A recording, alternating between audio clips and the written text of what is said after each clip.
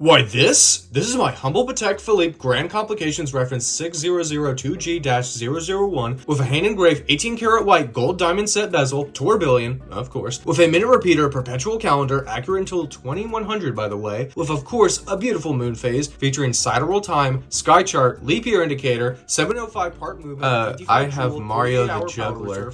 Video games are a fairly new artistic medium. Books, illustrations, and music have existed for nearly as long as humans have. Movies have been around for over a century, same with television. But video games didn't really start becoming mainstream until the late 70s and early 80s. I feel we take for granted how quickly video games evolved. It's fascinating to see gaming back in its infancy. Whether it's the Atari 2600, the ColecoVision, or the classic arcade games, there's something so neat about seeing when these were our only options for electronic entertainment. But if any of these gaming relics speak to me, it would have to be the Game & Watch. Game & Watches were these handheld LCD games made of course by Nintendo. I swear, I like other game companies, they're just really fun to talk about. The idea for the Game & Watch came from Gunpei Yokoi. One day while on the train, he spotted a businessman just mindlessly typing away at a calculator out of boredom. That's when he had the idea for a small portable device with simple games to pass the time, both for children and adults alike. While that would normally sound up Nintendo's alley, this was in 1980, before even Donkey Kong released. Nintendo wasn't the juggernaut it is now, so they had to make these things on a budget. Luckily, due to an abundance of calculator screens at the time, it gave them the idea for an LCD display. This philosophy of using old technology in clever and creative ways as opposed to getting shiny new technology was described by Gunpei as lateral thinking with withered technology, and has more or less been the company's philosophy ever since. And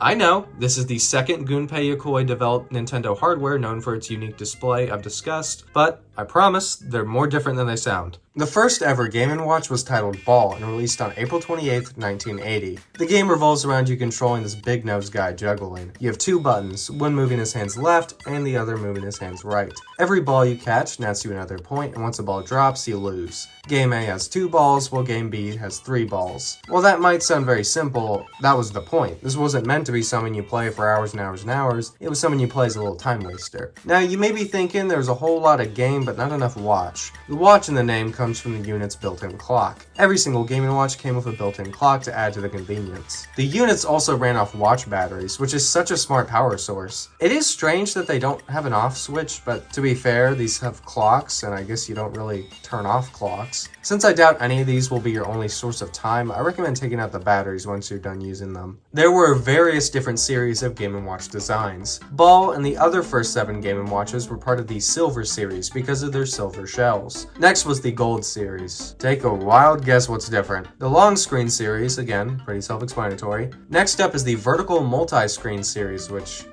Hey, doesn't that look familiar? That's right, a pizza box. I'm kidding. The vertical multi-screen Game & Watches look very similar to the DS line of systems. The stacked screens, the full design, and even the first ever D-pad. Not just from Nintendo, just ever. The next series was the Horizontal Multi-Screen series, which folded horizontally instead of vertically. You know, a handful of DS games had you hold the handheld like a book, like this. Perhaps this was inspiration for that. Next is the new widescreen series, basically a continuation of the original widescreen series. The tabletop series had these designs that look like tiny arcade cabinets. I don't really think these have the portability of the other Game & Watches. The Panorama series was like a weird middle ground between the more standard Game & Watch and the tabletop series. The Super Color series had these very tall colored screens. The Micro Versus series had these 2 wired controllers for multiplayer. And lastly was the Crystal Screen series that had transparent backgrounds. Now, I only have a few of these things because these guys can be pretty rare. Nintendo didn't even have an American headquarters when they started producing Game & Watch games, so they partnered with Meggo Corporations to produce them. They actually did some renaming, calling the units Timeout games and retitled Ball to Toss Up. I have one of the Timeout games in the form of Fireman, more commonly known as Fire. Catch the people out of the burning building and bounce them to safety. Greenhouse is such a fun time. You control this little exterminator and must spray all the bugs before they reach your plants. The player character is actually Stanley the Bug Mugman before his starring role in Donkey Kong 3. Speaking of debuting characters, the Mario Bros. Game & Watch was the first ever appearance of Luigi. There he is, right on the cover. He and Mario must work together to put these pallets on conveyor belts to get them fully built and eventually load them in the truck. Mario's cement factory has you weave in between elevators to make sure none of the cement tubs overflow. Super Mario Bros. Is a simple platforming challenge similar to the NES game of the same name. Now, playing an original Game & Watch, let alone holding one, is such a treat. The look of the Game & Watch is so classy and refined. They all have these shiny shells, often with small illustrations on some of the sides. They feel like antiques, even if they are only a few decades old. They give off the same aesthetic as fine jewelry or an expensive pocket watch. These would have done numbers on old shopping networks on television. There are plenty of fun drawings and colors to entice kids, but the units most certainly appeal to adults as well. The graphics, if you could even call them that, also invoke elements of yesteryear. The characters and setups are very clearly inspired by classic 1930s animation. Even if the sprites are small and often just stick figures, they pack so much emotion, pose, and clarity into the characters. The classic animation respect is heightened by the inclusion of some Disney, Popeye, and Peanuts Game & Watch games. Video games aren't often seen as a very highbrow or elegant medium, so these shiny, prestigious designs are a real treat to the eyes.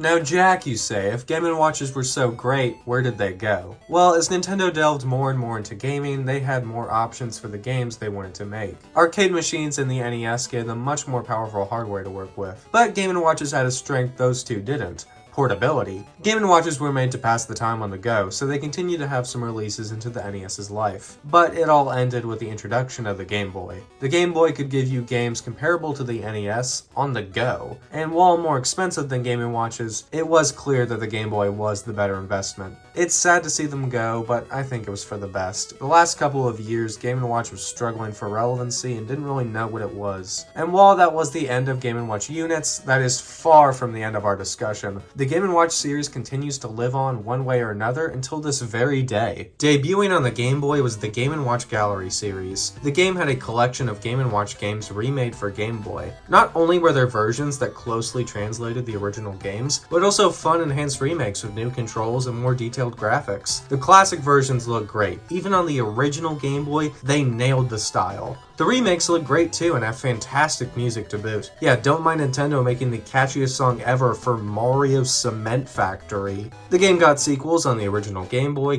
Color, and GBA. Game & Watch Gallery 4 on Game Boy Advance is especially magnificent. So many games are both classic and remade, beautiful visuals and tunes, and my favorite part, the museum. They have a complete list of the Game & Watch's history and even short videos of what some of the games looked like if they were playable. Europe had a similar game with Game Boy Gallery, just instead of Mario characters, it was just basic original characters. You can see how much respect the developers had for these games. Now, if you've heard of Game & Watch, I'm willing to bet it was from Smash Bros. Like countless other series, Smash introduced me and millions of others to the Game & Watch, with the inclusion of Mr. Game & Watch. Mr. Game & Watch is a fighter where each of his moves is a reference to a Game & Watch game. For instance, his down smash has the hammers from the Game & Watch game Vermin. Mr. Game & Watch isn't supposed to be a specific Game & Watch character, rather just a mascot for the series as a whole. He has been in every Smash game since Melee and has his fair share of stages, songs, trophies, spirits, and even his own amiibo. The amiibo has a stand with 4 different poses to put in it. He did get in a bit of hot water with the release of Super Smash Bros. Ultimate because one of his moves referenced the controversial Game & Watch game Fire Attack. Nintendo updated the game to remove the stereotype and apologized. Shows how old this line goes, where there is some stuff that is better left not celebrated. The DS era was quite a special time for the Game & Watch brand. Club Nintendo was this program where buying certain Nintendo products, you could gain points which could be used to purchase exclusive products. These products were much more niche and catered to very dedicated Nintendo fans. One of the products was an exclusive DS game called Game & Watch Collection. A collection of 3 games remade for the DS, all of which were vertical multi-screen games to take advantage of the dual screens. While there are no graphical reimaginings like the Game & Watch Gallery games, it is still such a neat and rare DS game. There was a Game & Watch Collection 2, which had an exclusive new game, Parachute X Octopus, a combination of the games Parachute and Octopus. Also on Club Nintendo was a reissue of the first ever Game & Watch Ball. It's the same unit, but now with many more modern parts, some logos on the back, and a volume switch. Back on the DS itself, the DSi shop had many digital downloadable Game & Watch games. I managed to get one myself before the shop went down. One crazy thing I never knew until researching was inside the game, game Personal Trainer Cooking,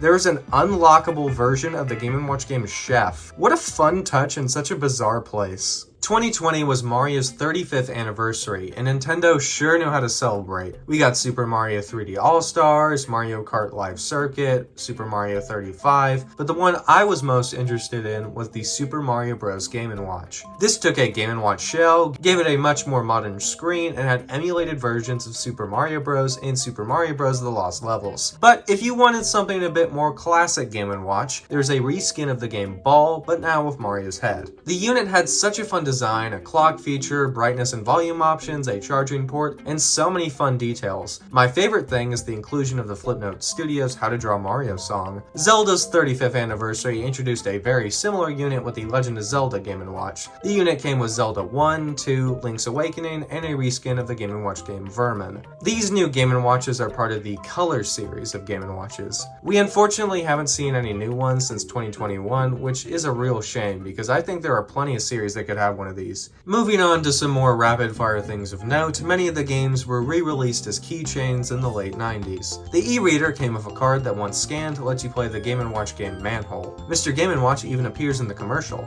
In Nintendo Land, the game Octopus Dance is based off the Octopus Game & Watch. In Wario Land 4, the shop owner character has a striking resemblance to Mr. Game & Watch. Speaking of Mr. Game & Watch, he appears in Donkey Kong Country's Rhythm Heaven Fever and Mario Maker. The Game & Watch game Ball is a treasure in Pikmin 2. There are countless Game & Watch themed micro games in WarioWare. There was a whole WarioWare sequel / spin-off called Game & Wario, even having a similar logo. You can see Game & Watch symbols in Mario Odyssey and the Mario movie. And lastly, Banpresto made figures of various Game & Watch games. If you still aren't convinced that the Game & Watch games are great, just look at their competitors. Tiger Electronics and many other companies made other LCD games that use very similar technology to Game & Watch, but the games are so much worse. Game & Watch knew what they could and couldn't do, but Tiger would just sloppily try to replicate whatever they needed. They tried to cram huge games like Mega Man 2 and Castlevania into these cheap things. So many of them were confusing and never fun as the original games. So many soulless